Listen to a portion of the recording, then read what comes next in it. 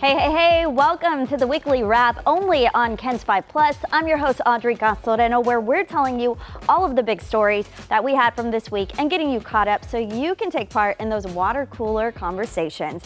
Now at number 5 in our countdown, Apple is opening up shop right here in Texas. The company plans to open a facility in Houston and a few others across the U.S. Now the $500 billion plan is meant to help the company navigate President Trump's tariffs. The manufacturing facility in Houston is expected to bring thousands of new jobs and is slated to open next year. At number 4, Starbucks making major announcements impacting its workers, saying it's beginning layoffs. The company says it's eliminating 1,100 jobs and also several hundred open and unfilled roles. The layoffs are not expected to affect retail store staff such as baristas. But Starbucks is also eliminating 30% of its food and drink menu, targeting items the company says are less popular and more complicated to make. Some Frappuccino blended drinks and white hot chocolate will be among the items getting cut. Switching gears, soul food with a side of love. In this week's Neighborhood Eats, an East Side restaurant isn't just cooking. They're creating meals that warm the heart and feed the soul. KENS 5's Sarah Duran takes us to the kitchen. I'm in the mood for some soul food. So today we're on the East Side checking out a spot with options full of flavor.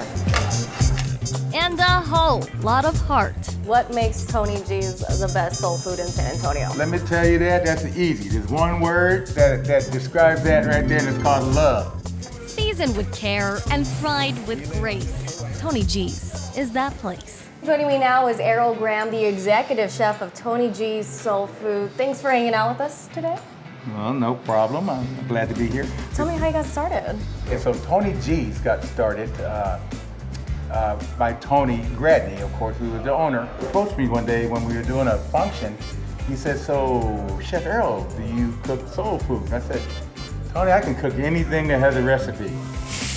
8 years later, and business is cooking. All right, so that's the sunrise omelet. Sunrise omelet, made to your specs. Yes, I told him I wanted green bell pepper, bacon and cheese, loaded up. All right, look at this big boy. Breaded pork chop. Yes. Fried up crisp, its crust is golden and crunchy. A satisfying dish that can be ordered with gravy smothered on top. That's delicious. Oh, thank you. It's that love. The menu also includes this nostalgic fruit juice. Kool-Aid is just very popular. And delicious. I couldn't stop drinking it.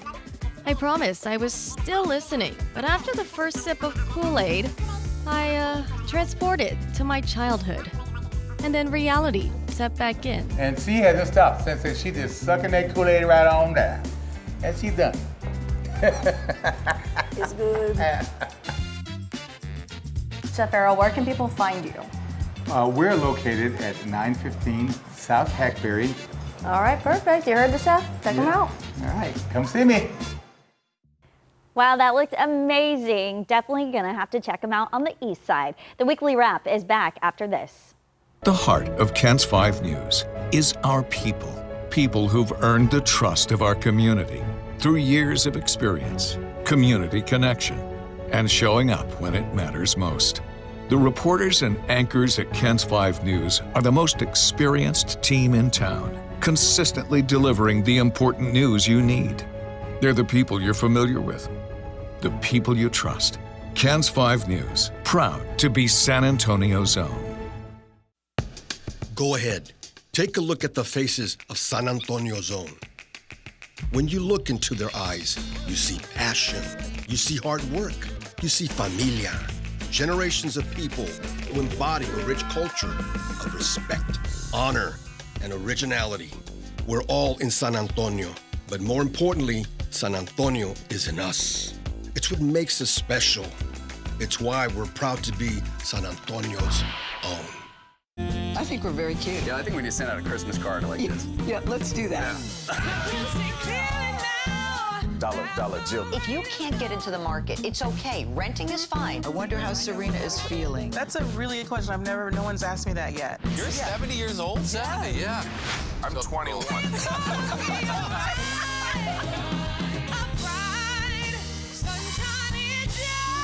See you 7 o'clock sharp.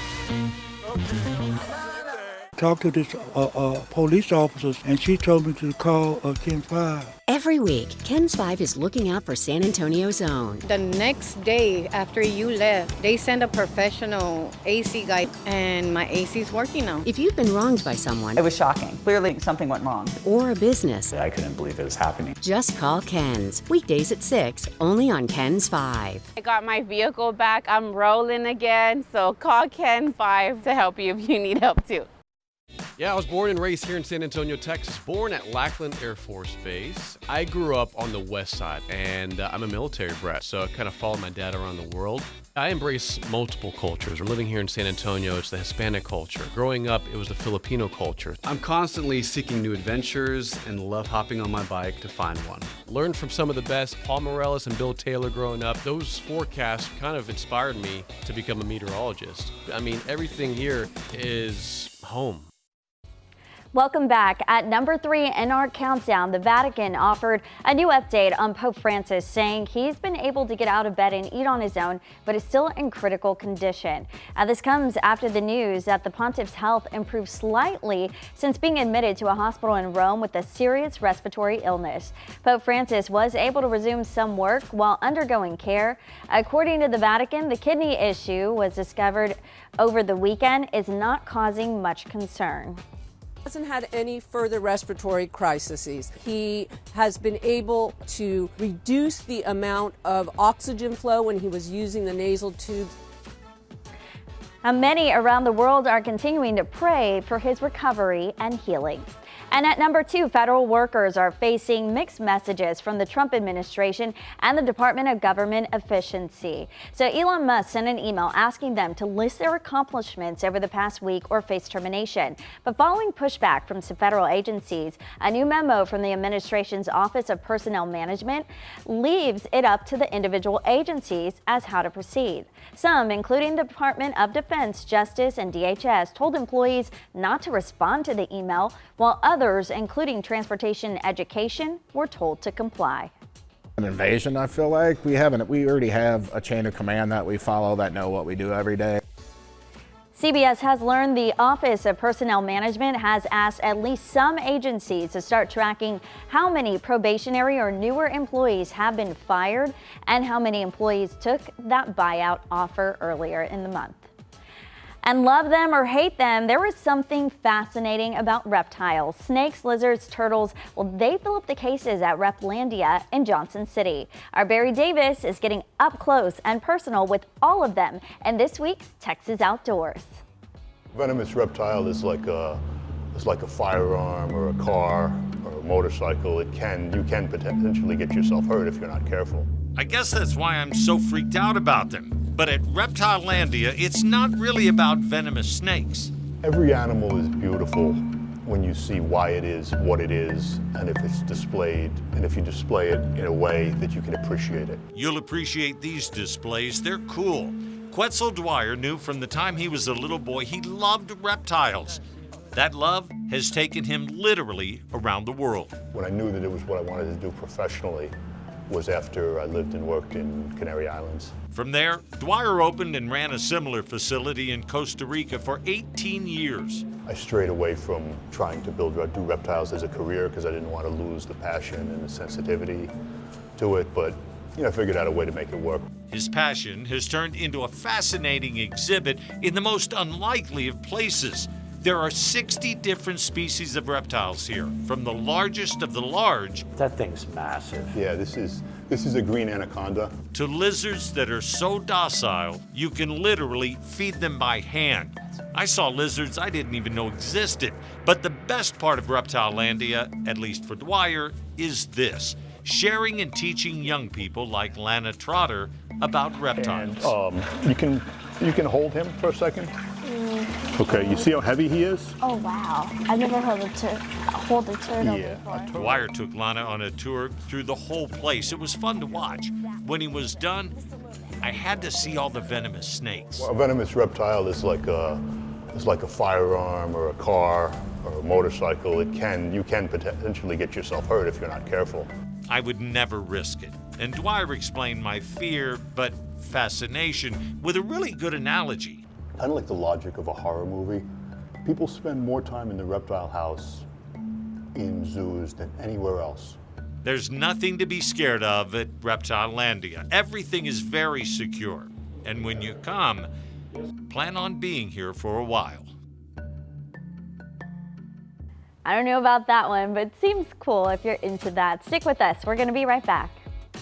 What makes KENS 5 News different? We have a team of people, both on air and behind the scenes, who are from San Antonio, who have lived here for decades. A team of journalists who know the neighborhoods, the issues, and the people. Bringing San Antonio the news that's most important to this community. Local news from local people. We are San Antonio's own KENS 5. I think we're very cute. Yeah, I think we need to send out a Christmas card like this. Yeah, let's do that. Dollar Jill. If you can't get into the market, it's okay. Renting is fine. I wonder how Serena is feeling. That's a really good question. No one's asked me that yet. You're 70 years old, Sammy? Yeah. I'm 21.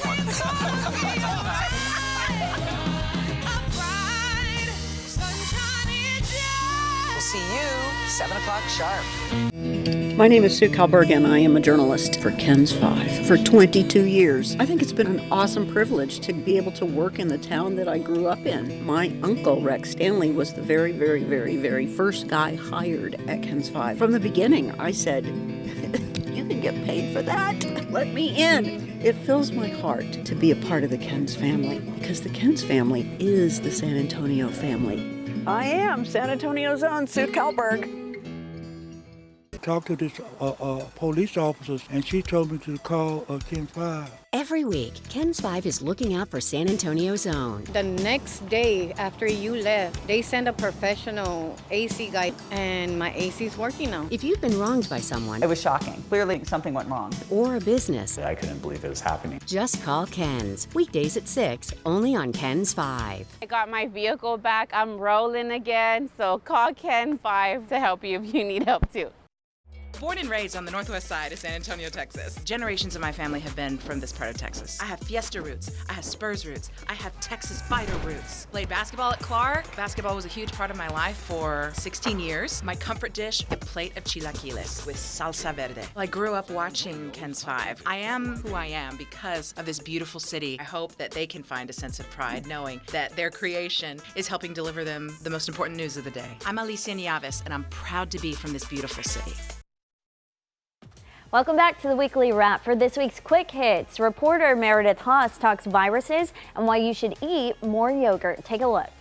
Did you know that yogurt could help decrease your chances for colorectal cancer? Through new research, this hypothesis that scientists are coming up with shows that long-term yogurt intake may reduce the risk of what's called proximal colon cancer. But further research needs to happen so that they can have a more definite conclusion. And you know the flu that's going around, specifically flu A, well, scientists are studying it when they're looking at its adaptability and how it affects people, and the findings are pretty interesting. Basically, this new study researched how influenza A forms. It looks at how the virus adjusts its shape when placed in certain conditions that reduce infection efficiency. And on that topic, scientists are also looking into ways to find more infectious variants. Thank you for watching this week's Quick Hits. I'm Meredith Haas. All right, let's get back to our countdown. Coming in at number 1, the measles. The outbreak in Texas continues to grow. Cases have now reached 124. And sadly, an unvaccinated school-aged person hospitalized with the measles has died. The first death in an outbreak that began late last month.